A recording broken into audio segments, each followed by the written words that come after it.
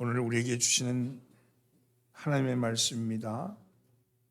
구약성경 사무엘하 1장 1절로 9절입니다. 사무엘하 7장 1절로 9절 말씀을 교독합니다. 제가 앉아 읽고 여러분이 앉아 있습니다. 여호와께서 주위의 모든 원수를 무찌르사 왕으로 궁에 평안히 살게 하신 때에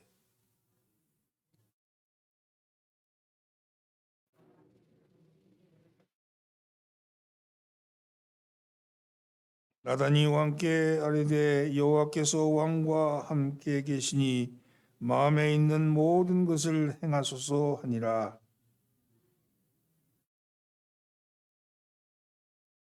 가서 내 종 다윗에게 말하기를 여호와께서 이같이 말씀하시되 네가 나를 위하여 내가 살 집을 건축하겠느냐.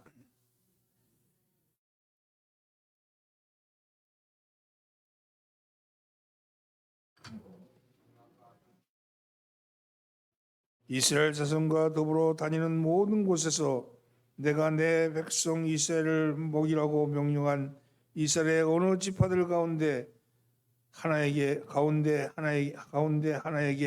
내가 말하기를 너희가 어찌하여 나를 위하여 백양 목집을 건축하지 아니하였느냐고 말하였느냐.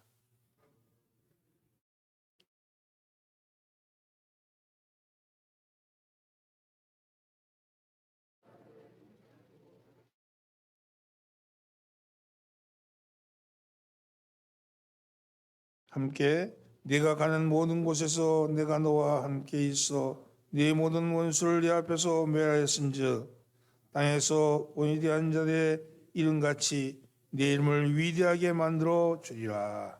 아멘. 할렐루야.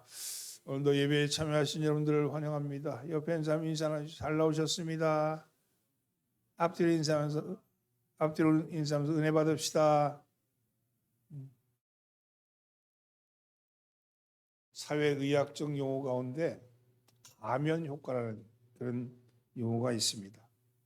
이 가면 효과라는 말은 비교적 사회적으로 성공한 사람들, 예를 들면 회사 중역이나 의사나 변호사 뭐 등등 이렇게 사회적으로 아주 잘 나가는 사람들, 이런 사람에게 나타나는 현상인데, 이런 사람들은 사회적 존경을 받는 지위에 이르렀음에도 불구하고 이것은 나의 참모습이 아니다.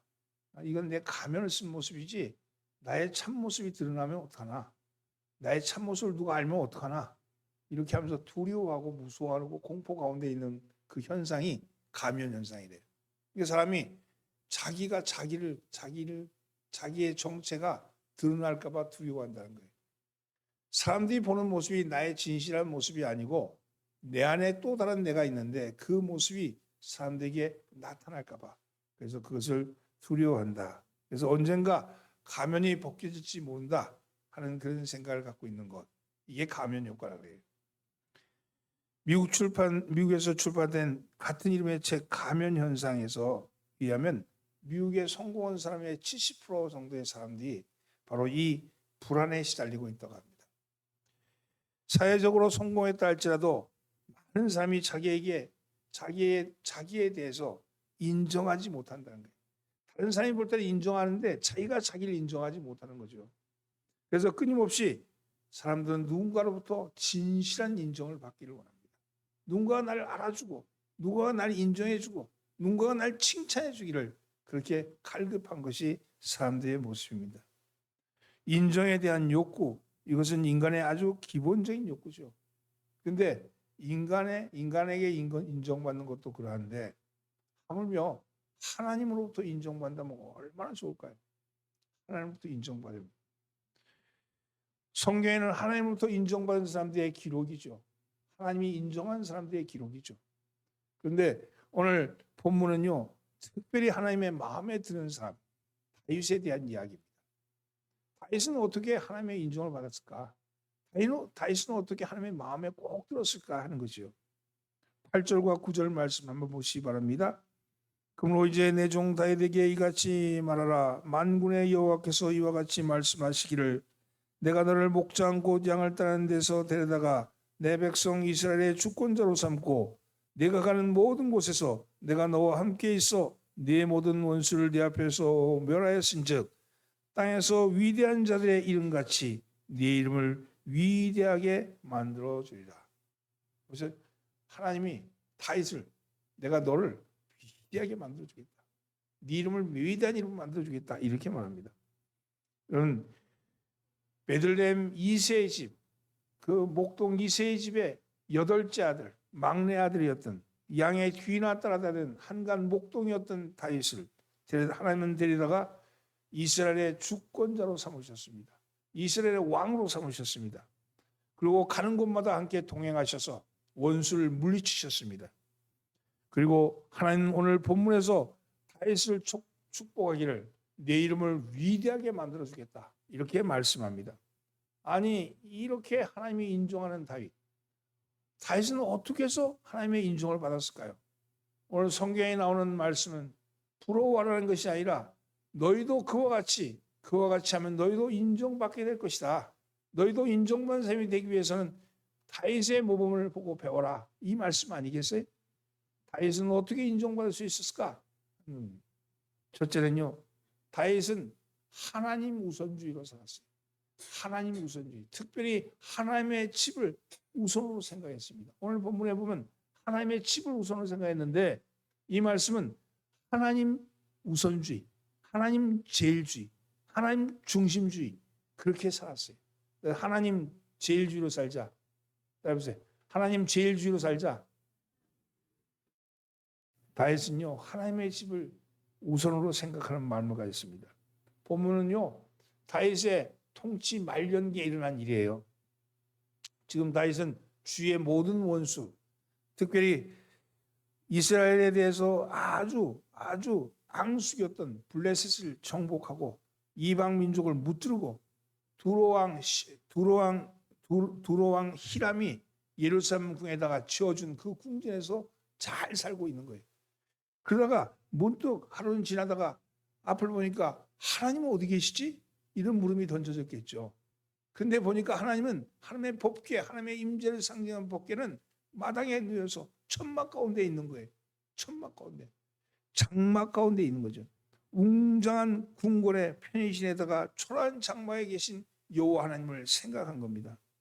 그리고 말합니다. 나는 백양궁에서 거하는데 하나님의 법궤는 지금 천막 가운데 있구나. 그래서 다윗은 하나님 앞에 송구한 마음을 가지고 마음이 아팠던 거죠. 오늘 1절과 2절 말씀 함께 공부합니다. 여호와께서 주의 모든 원수를 무찌르사 왕으로 궁에 평안히 살게 하신 때 왕이 선지자 나단에게 이르되 볼지어다 나는 백양궁에 살거늘 하나님의 궤는 휘장 가운데 있도다. 다윗은 예나 지금이나 변함없는 사람이었어요. 그는 왕이 되어 아름다운 궁전에 살고 있었지만 하나님의 향한 마음은 조금도 변함이 없었다는 거예요. 가난할 때 곧잘 예수 잘 믿던 사람이 부자 되고 나면 예수가 뭐 해준 게 있어? 이렇게 하면서 예수를 멀리하는 경우를 봅니다. 긍지는 경우를 보죠. 비천에 처할 때는 하나님 앞에 몸부림쳐 기도했던 사람이 뭔가 조금 일이 풀리고 나면 다 내 힘으로 내 지혜로 내 노력으로 됐다고 생각하고 점점 하나님의 곁에서 멀어져 가는 사람들도 봅니다. 다윗은 지금 왕이 되어 출세하고 성공했지만 그러나 여전히 그의 마음은 하나님께 있었던 거예요. 하나님에 대한 그의 마음은 변함이 없었던 거죠. 여러분 오늘 본문 2절에 보면 다윗은 자신이 화려하고 좋은 백양목궁에 살고 있는데 하나님은 초라한 휘장 가운데 있구나 이렇게 얘기하는 걸 봅니다. 자신의 부귀보다 하나님이 계신 곳이 먼저 생각되어진 다윗. 그 다윗의 마음을 기뻐 보신 거죠. 그렇잖아요. 그래서 하나님은 다윗의 이름을 존귀하게 만들어주겠다 이렇게 말씀하시는 겁니다. 다윗이라는 이름의 뜻은 사랑하는 자라는 뜻입니다. 다윗의 일생을 살펴보면 다윗은 항상 하나님을 생각하고 의지하고 하나님 앞에 살았음을 알게 됩니다. 양치던 목동 시대에도 전쟁에 나가 골리앗 앞에서 싸울 때에도 사울 왕을 피하여서 방황하며 돌아다닐 때에도 왕이 되어서 편안한 거처에 누워있을 때에도 늘 하나님을 생각했습니다. 하나님을 생각하는 마음을 가지셔야 돼요. 하나님을 생각하는 마음, 그 마음을 지키셔야 합니다. 잠언 4장 26-3절 말씀, 무릇 지킬 만한 것보다 더욱 네 마음을 지키라. 그 마음, 하나님을 생각하는 그 마음을 지키라. 왜냐하면 거기가 생명의 근원이 거기서 납니다. 하나님을 생각하는 그 마음을 지키라고 말씀합니다. 사람 마음을 어떻게 먹느냐에 따라서 운명이 달라지는 거예요. 사람의 마음은 마음 먹은 대로 잘 되지 않습니다. 내가 마음은 이렇게 먹었는데 그 마음 먹은 대로 안 되는 거예요. 삶에 살아가다 보면. 그래서 마음을 지키라는 거예요. 근데 사람의 마음을 지키는 게 아니라 하나님을 향한 마음, 내가 하나님을 향한 그 마음을 지키라고 말씀하죠. 여러분 잘 관리하라는 겁니다. 육체를 진 인간의 마음에는 끊임없이 죄의 유혹이 드나듭니다. 공부를 많이 하면, 머리가 좋으면 마음에 죄가 일어나지 않을까요? 아닙니다.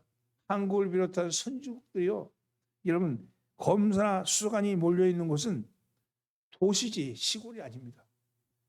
여러분 공부 잘하는 사람들이 사는 곳, 머리 좋은 사람이 사는 그 도시의 범죄가 넘친다는 거예요. 머리 좋고 고학력자인 그리고 화이트 칼라의 범죄를 척결하기 위해서 머리 좋은 또 수사관이, 검사가 거기 붙어 있는 거예요. 소위 폭력범들, 단순한 폭력범들은요, 그저 증거를 제시하면 금방 자기 죄를 자백하고 불지만, 이 고학력자 범죄들은 명백한 증거가 드러나도 이리 빼고 저리 빼고 변명하고 도망갈 구멍을 찾아고 머리를 돌리고 있다는 겁니다. 잘 인정하지 않는 거예요, 자기 죄를. 그렇기 때문에 더 끔찍한 범죄, 사회적인 어려움을 주는 그런 범죄들이 고학력자들 속에서 나오는 거죠. 이 말씀은 교육이 사람의 속을 변화시키지 못한다. 교육을 잘한다고 해서 사람이 바뀌는 게 아니라는 거예요. 교육은 그저 머리를 좋게 만들 뿐이지 그 인격을 바꾸는 것은 아니라는 거죠.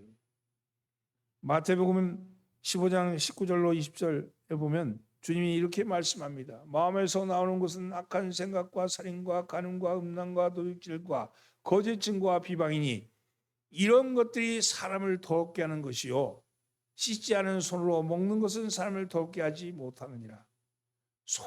더러운 손으로 먹는다는 게 그게 사람을 더럽게 하는 게 아니고 우리의 생각에서 나오는, 악한 생각에서 나오는 것이 우리를 더럽게 한다는 거죠.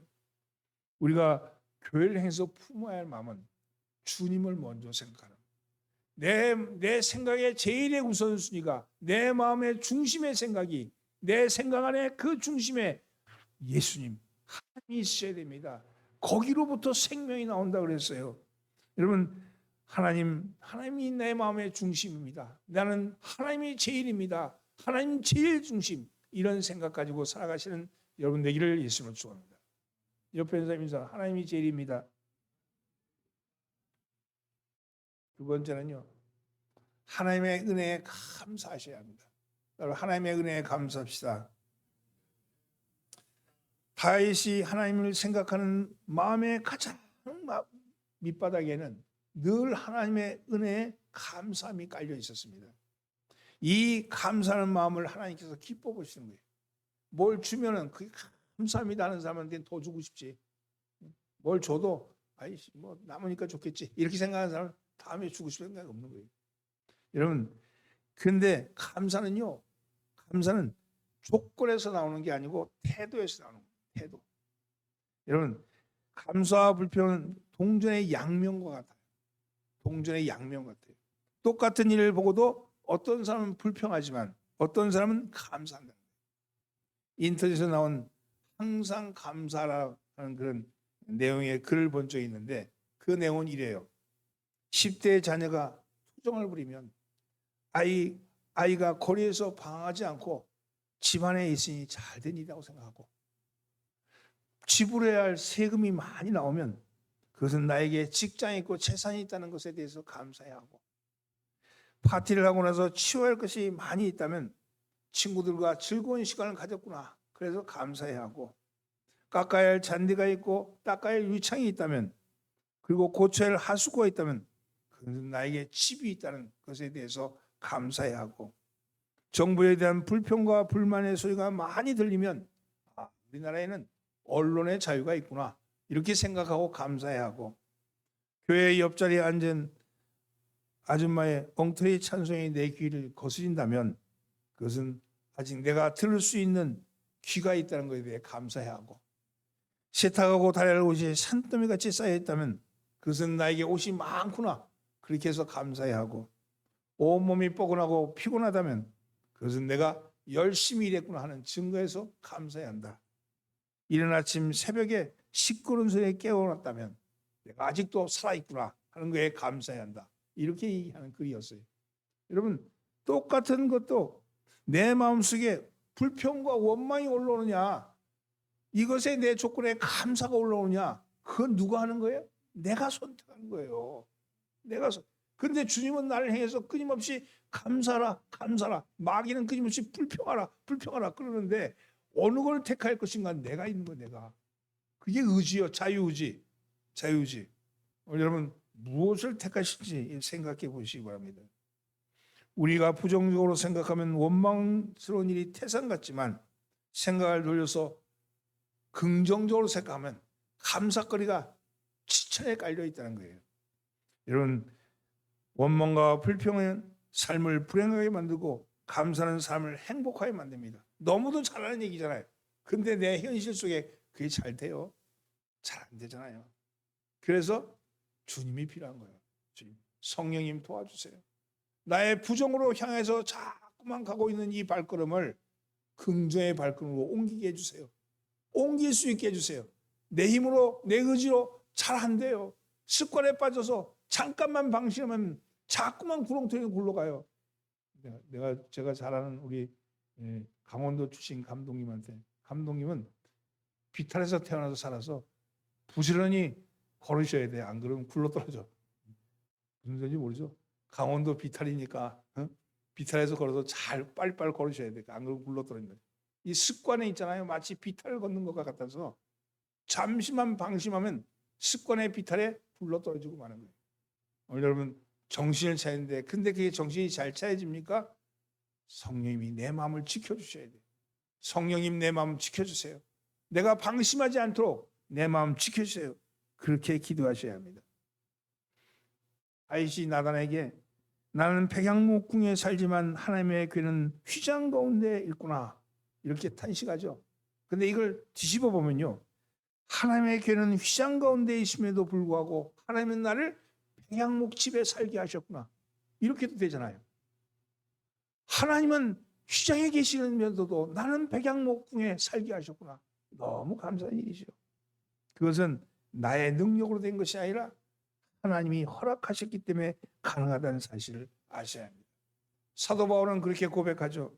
고린도전서 15장 10절, 내가 나 된 것은 하나님의 은혜로 된 것이니 내게 주신 그의 은혜가 헛되지 아니하여 내가 모든 사도보다 더 많이 수고하였으나 내가 한 것이 아니요 오직 나와 함께 하신 하나님의 은혜로다.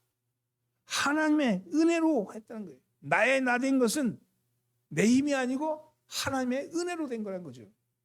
에베소서 2장 8절로 9절 말씀, 너희가 그 은혜에 의하여 믿음으로 말미암아 구원을 받았으니 이것은 너희에게서 난 것이 아니요 하나님의 선물이라. 오늘 여러분, 우리에게 이루어진 그 모든 일들은 다 하나님의 선물이라는 거예요. 그렇습니다. 우리가 구원을 얻은 것은 하나님의 선물입니다. 따라서 하나님의 선물, 하나님의 은혜에 감사하며 사는 것이 피조물의 사명입니다. 사랑하는 성도님, 범사에 감사한 마음을 가질 때 하나님부터 인정받는 거예요. 감사할 때 인정받는 거예요. 여러분의 인생을 살면서 이렇게 보면 나는 왜 이렇게 지질이 못 사는가? 내 인생에 왜 지질이 팔자가 이런가? 이렇게 생각했는데 팔자가 풀리는 거 아니에요. 더 좋아지는 거 아니에요. 오히려 더 구렁텅이로 가는 거예요. 비탈로 굴러 떨어지는 거예요. 여러분, 오르고 또 오르고 감사로 여러분 올라가시는 여러분 인생 되기를 예수님 축원합니다. 옆에 인사는 감사로 오릅시다. 셋째는요, 넉넉한 마음을 가지셔야 돼요. 그래서 넉넉한 마음을 갖자 조급한 마음을 버리셔야 합니다. 내 뜻대로 내 원대로 안 된다. 그런 생각을 버리셔야 돼요.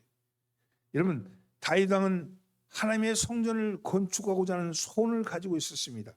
그러나 그래서 자신의 소원인 건축을, 하나님의 전을, 내가 백양 목집에 있는데 더 좋은 집을 하나님께 지어드려야지, 이렇게 생각하고는 나단 선지자에게 상의했어요. 그랬더니 나단 선지자가 그 얘기 듣고 나서 즉시 찬성합니다. 그거 좋은 생각입니다. 이렇게 찬성하죠. 하나님의 집을 더 좋게 지어준다는데 그걸 반대할 선지자가 어디 있겠습니까? 당연히 하나님께서 허락하시고 좋아하실 거라고 생각하고 그렇게 얘기했죠. 그게 3절입니다. 함께 읽어볼까요? 나단이 왕께 아뢰되 여호와께서 왕과 함께 계시니 마음에 있는 모든 것을 행하소서. 여호와께서 왕과 함께 하시니까 왕이 생각하는 대로 하십시오, 이렇게 얘기하잖아요. 근데 그날 밤 나단에게 하나님이 나타나서 책망하시죠. 책망하십니다. 여러분, 하나님의 생각은 다르다는 거예요. 하나님의 생각은 너는 건축할 수 없어, 이렇게 얘기하는 거예요. 너는 건축할 수 없어. 왜? 4절부터 7절까지 말씀 함께 공부합니다.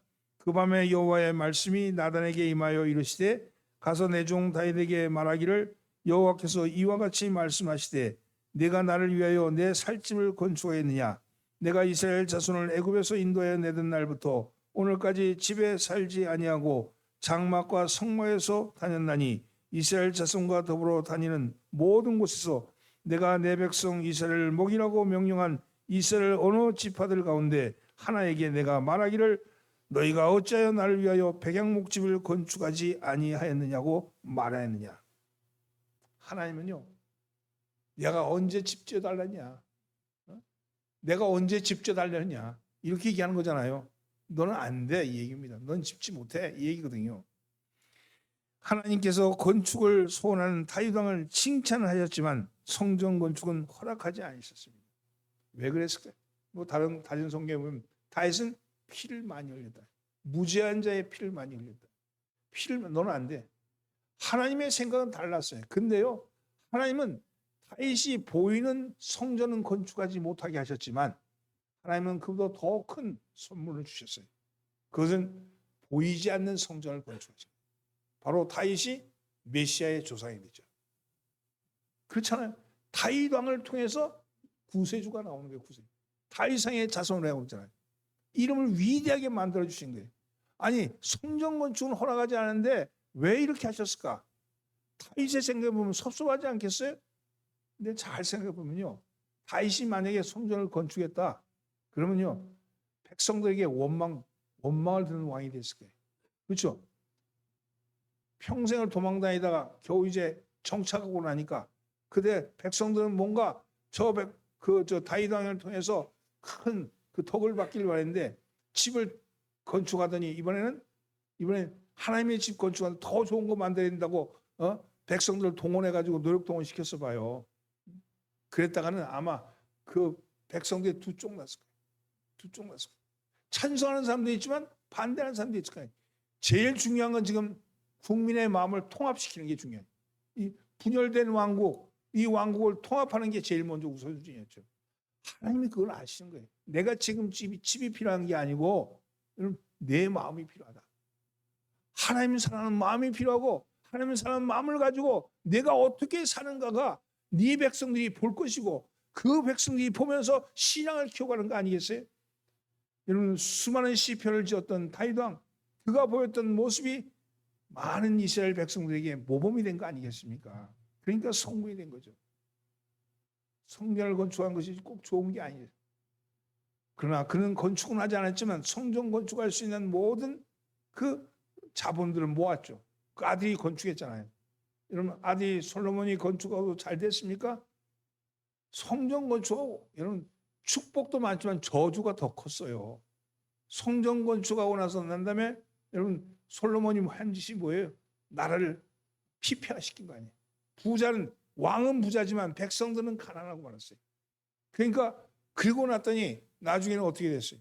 수많은 이방 여인들을 갖다 놓고 신전을 곳곳에 세워놓고 산당을 세워놓고 하나님의 전은 멋지고 금으로 화려하게 지었지만 하나님이 지으신 땅, 하나님이 지으신 산, 하나님이 지으신 숲에는 온갖 산당에 신든 귀신들이 앉아있던 거 아니겠어요? 하나님이 솔로몬 치시잖아요. 그 당대는 치지 않지만 그 자손이 치잖아요. 둘로 쪼개지죠. 여러분 성경에 나오는 인물이 다 좋은 게 아니요.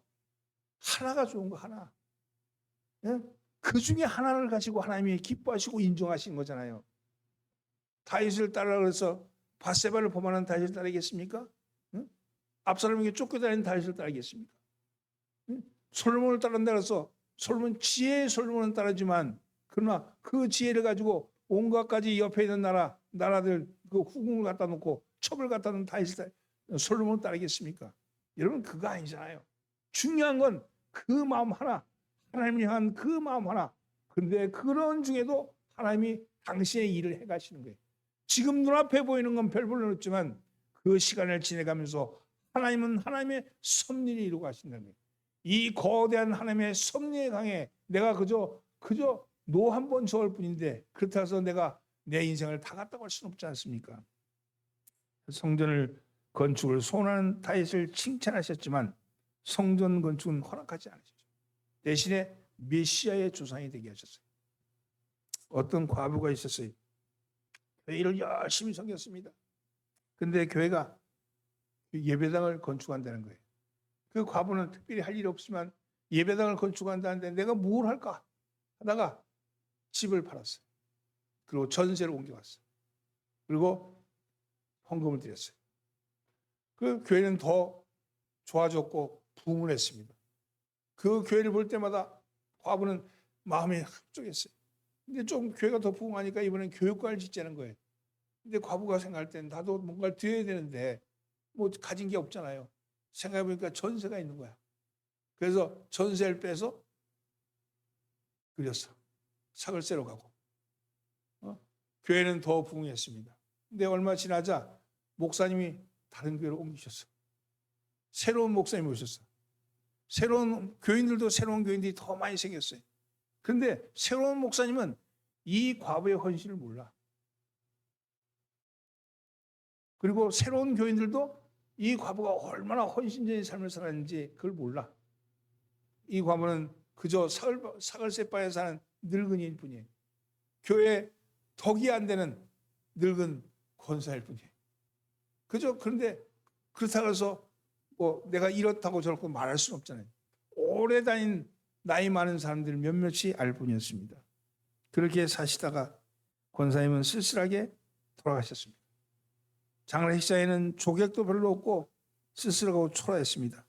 이런 사실을 아는 몇몇 사람들이 말하기를 나는 예수는 믿지만 목사님과 교인들은 못 믿겠어. 이렇게 얘기를 수근거리고 있었습니다. 안타까운 일이죠. 근데 이게 어디 해피엔딩으로 안 끝나잖아요. 여러분 인생이라는 게 다 해피엔딩만 있는 게 아니에요. 하나님이 하시는 일에는 뜻이 있으시겠죠. 그럼에도 불구하고 하나님을 변함없이 사는 거예요. 이가 지금 보이는 예배당을 건축하는데 드린 게 아니고 보이는 교육관을 드리는데 전세를 드린 것이 아니고 하나님께 마음을 드린 거잖아요. 내가 이거 집 팔아가지고 바치면 내가 지금 팔아바치면 이거보다 2배, 10배 큰 집이 올 거다. 그렇게 생각하고 거래했겠습니까? 내가 전세금 바치고 나면 이 집 살 수 있다고 그렇게 거래했겠습니까? 그게 아니잖아요. 그때 그 하나님의 마음, 드려라 하는 마음에 응답한 거죠. 그리고 그걸로 기뻐한 거 아닙니까? 그거면 됐지. 여러분 그럼에도 불구하고 하나님은 그 과부를 그냥 두셨겠냐는 거예요. 이 땅에 보이는 것으로 칭찬받지는 못했지만 저 천국에는 이미 과부를 위한 하나님의 상급이 준비되어 있죠. 여러분 하나님께서 기억하신다는 거예요. 하나님이 과부 권사님은 자신의 집을 팔아서 하나님께 드렸지만 하나님은 과부 권사님을 위해서 독생자 예수 그리스도를 십자가에 내주셨다는 거죠. 그저 보이는 것 보였지만 하나님은 우리에게 주님을 오신 거예요. 주님이. 오늘 그걸 믿고 우리의 신앙을 길게 가셔야 돼. 넉넉하게 가셔야 돼. 천천히 가셔야 돼. 사랑하는 여러분, 아무리 선한 길을 가졌다 할지라도 하나님의 뜻은 다를 수 있다는 사실. 오늘 그래서 그 말씀 잠언 16장 9절 말씀 사람이 마음으로 자기의 길을 계획할지라도 그의 걸음을 인도하시는 여호와시니라.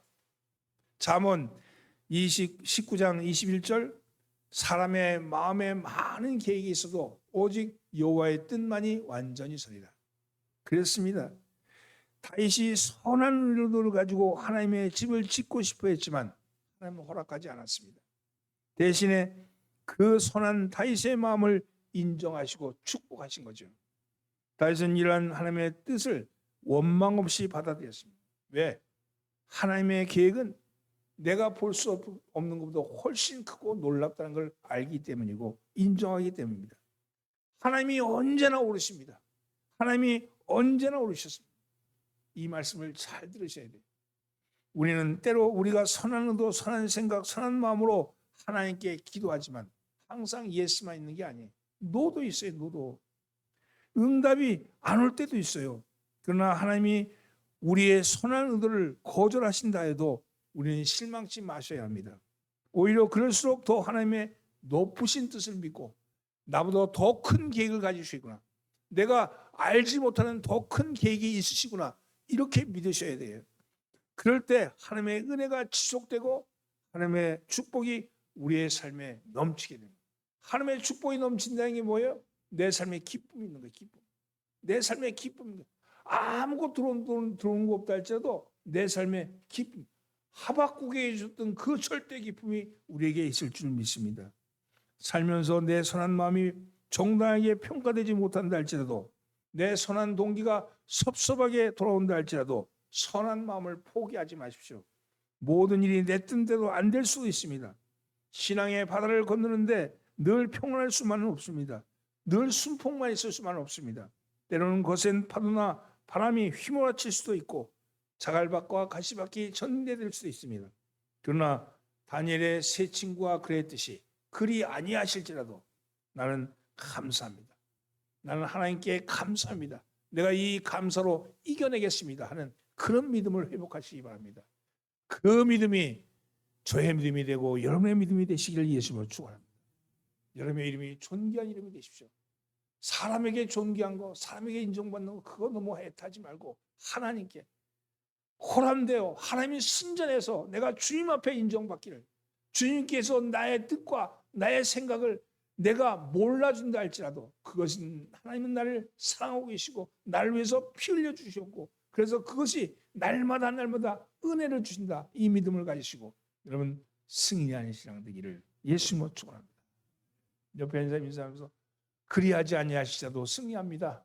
인생 기도합니다. 하나님, 오늘도 주님의 은혜를 사모하며 나왔습니다. 하나님의 마음을 얻기를 사모합니다.